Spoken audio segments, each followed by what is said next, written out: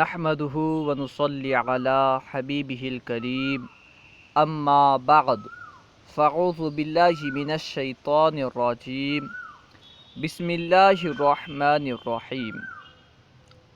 آج ہم انشاءاللہ عز و جل ہاتھ چومنے کا حکم جانیں گے۔ ہاتھ چومنا کیسا، یعنی ہاتھ چومنا کب جائز ہے کب ناجائز ہے، اسے نقشے کے ذریعے سے سمجھیں گے۔ دیکھیے، جس کا ہاتھ چوما جا رہا ہے وہ اگر نیک، پرہیزگار، باعمل عالم دین یا باعمل پیر ہے تو ہاتھ چومنا جائز ہے، ٹھیک ہے۔ جس کا ہاتھ چوما جا رہا ہے اگر وہ نیک ہے، پرہیزگار ہے، باعمل عالم دین ہے یا باعمل پیر ہے تو اس کا ہاتھ چومنا جائز اور درست ہے۔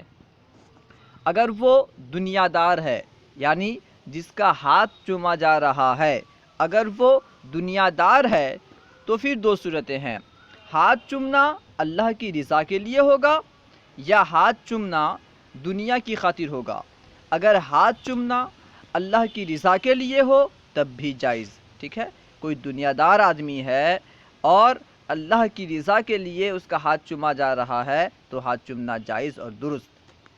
اور اگر کوئی دنیا دار آدمی ہے اور اس کا ہاتھ دنیا کی خاطر چوما جا رہا ہے تو یہ ہاتھ چومنا جائز نہیں ہے، ناجائز ہے، ٹھیک ہے۔ الحاصل یہ کہ جس کا ہاتھ چوما جا رہا ہے اگر وہ نیک، پرہیزگار، باعمل عالم دین یا باعمل پیر وغیرہ ہیں تو پھر ہاتھ چومنا جائز ہے۔